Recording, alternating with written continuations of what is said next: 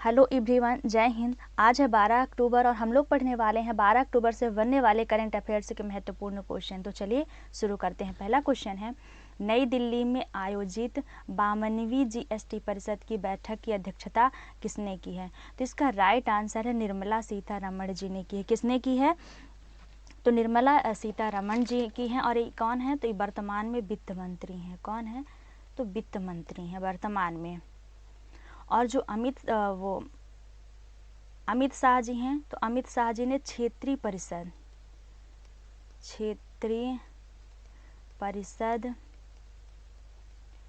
के बैठक की अध्यक्षता की है।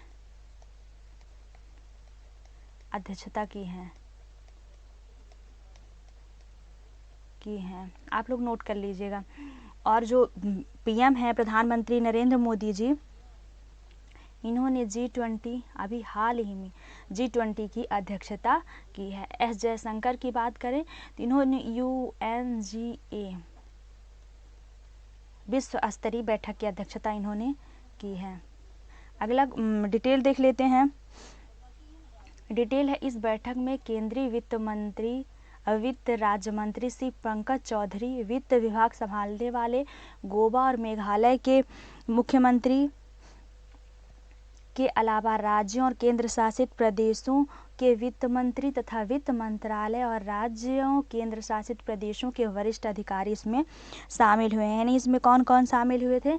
तो वित्त राज्य मंत्री पंकज चौधरी, वित्त विभाग संभालने वाले, ये ज़्यादा इम्पोर्टेंट नहीं है। इम्पोर्टेंट यहीं से है कि मतलब अमित शाह जी ने किसकी अध्यक्षता की है? तो निर्मला सीतारमण जी किसकी अध्यक्षता की है? तो G20 की अध्यक्षता पीएम मोदी जी ने किसकी? एस जयशंकर ने किसकी अध्यक्षता की है? यदि बात करें जीएसटी की कि जीएसटी कब लागू किया गया, तो यहाँ देख लेते हैं जीएसटी के बारे में। हम लोग देख लेते हैं थोड़ी जीएसटी की डिटेल। तो जीएसटी का पूरा नाम क्या होता है? जीएसटी का पूरा नाम होता है गुड एंड सर्विसेज टैक्स। क्या नाम होता है पूरा? गुड एंड सर्विसेज टैक्स, ये उसका पूरा नाम होता है। ये लाया कब गया है? तो ये लाया गया है 1 जुलाई 2017 को। कब लाया गया? तो 1 जुलाई 2017 को लागू किया गया था।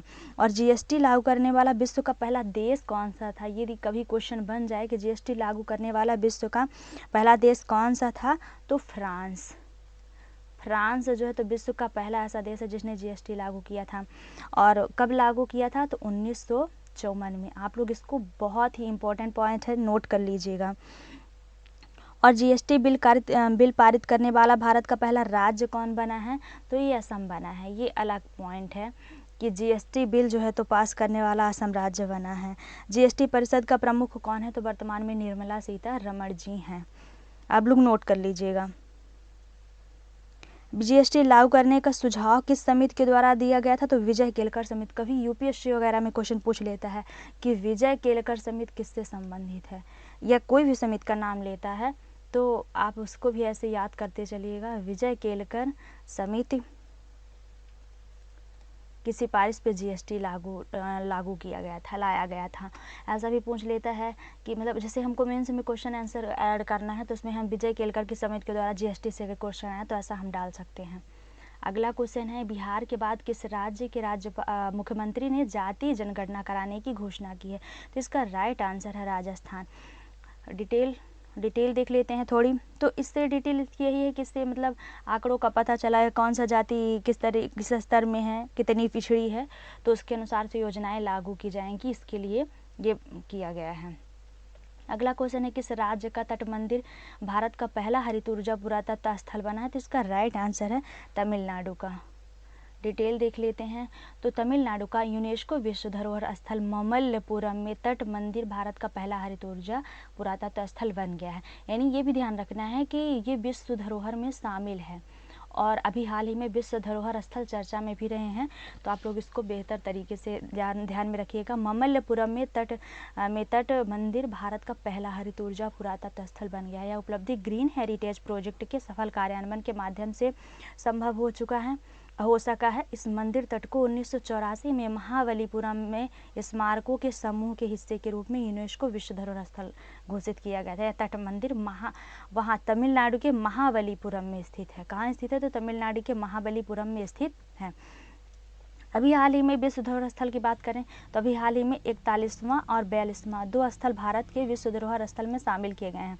तो 41वां है शांति निकेतन जो कि पश्चिम बंगाल में है, और 42वां है होयसला मंदिर। आप लोग अच्छे से नोट कर लीजिएगा, हमारे से यहाँ सही से लिख नहीं पाए हैं। होयसला मंदिर। अगला क्वेश्चन है, एशियाई खेल 2023 में पदक तालिका में कौन सा देश टॉप पर रहा है? तो इसका राइट आंसर है चीन। यानी पदक तालिका के हिसाब से चीन ही अभी टॉप पर है। 200 स्वर्ण पदकों के साथ समग्र पदक तालिका में शीर्ष पर है। यानी कितने? तो 200 पदक के साथ ये शीर्ष पे है।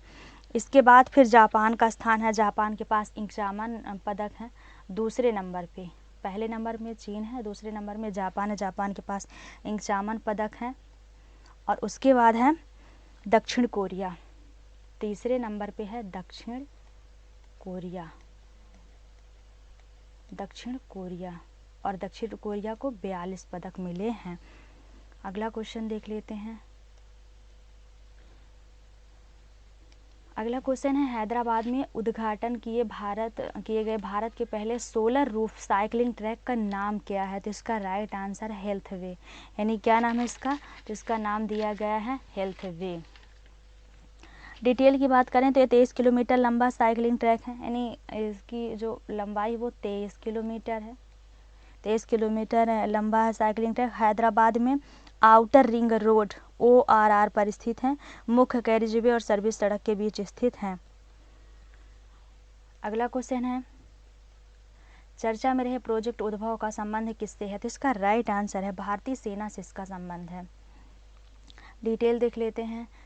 तो हाल ही में भारतीय सेना ने United service institute of India USI के साथ साझेदारी में प्रोजेक्ट उद्भव लॉन्च किया है। इसका उद्देश्य क्या है? तो उद्देश्य भारतीय सेना द्वारा राज्य कला, युद्ध कला, कूटनीति और भव्य रणनीति के प्राचीन भारतीय ग्रंथों से प्राप्त राज्य कला एवं रणनीति विचारों की गहन भारतीय विरासत को फिर से खोजने के लिए शुरू की गई एक पहल है। उद्देश्य थोड़ा इंपॉर्टेंट है, आप लोग याद रखिएगा। और किसके साथ? तो United service institute of India USI, इसको संक्षिप्त में बोलते हैं, USI के साथ साझेदारी में प्रोजेक्ट उद्भव लॉन्च किया गया है। अगला क्वेश्चन है, हाल ही में अर्थशास्त्र में नोबेल पुरस्कार 2023 से किसे सम्मानित किया गया है या उसके लिए किसे चुना गया है? तो इसका राइट आंसर है क्लाउडिया गोल्डिन। जो सुधा मूर्ति हैं ये मतलब ग्लोबल इंडियन अवार्ड पाने वाली पहली महिला हैं। ये जो जोईता गुप्ता हैं ये जलवायु परिवर्तन के स्पिनोजा पुरस्कार से सम्मानित की गई हैं। और धर्मेंद्र कुमार किससे सम्मानित किए गए हैं? इसे आप लोग कमेंट में ज़रूर बताइए, क्योंकि मैंने अभी हाल ही में, ये करंट अफेयर्स का क्वेश्चन है और मैंने अभी हाल ही में इसे बताया है कि धर्मेंद्र कुमार को किस पुरस्कार के लिए चुना गया है।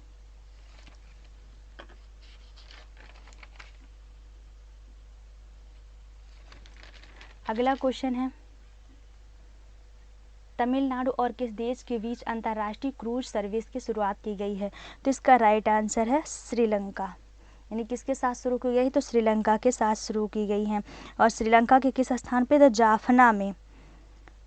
श्रीलंका का कौन सा स्थान है? तो ये है जाफना नामक स्थान से शुरू हुई है। और तमिलनाडु के नागापट्टिनम स्थान में। अगला क्वेश्चन है, राष्ट्रीय किशोर कुमार सम्मान 2022-23 से किसे सम्मानित किया गया है? तो इसका राइट आंसर है धर्मेंद्र कुमार। मैंने ये बता दिया, जो क्वेश्चन आप लोगों से मैंने पूछा था उसको भी मैंने बता दिया। जो वहीदा रहमान है इन्हें दादा साहेब फाल्के पुरस्कार के लिए चुना गया है।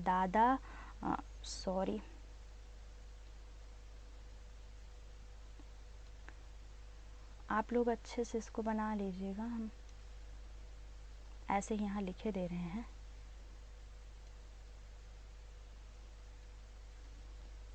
दादा साहब फाल्के पुरस्कार के लिए वहीदा रहमान को चुना गया है। सुधा मूर्ति ग्लोबल इंडियन अवार्ड पाने वाली पहली महिला है। और जोईता गुप्ता जलवायु परिवर्तन से संबंधित स्पिनोजा पुरस्कार पाने वाली महिला हैं। तो चलिए, thanks for watching my video. आशा है कि वीडियो आपके लिए काफ़ी हेल्पफुल होगी और आप वीडियो को पूरा ज़रूर देखेंगे। Thank you.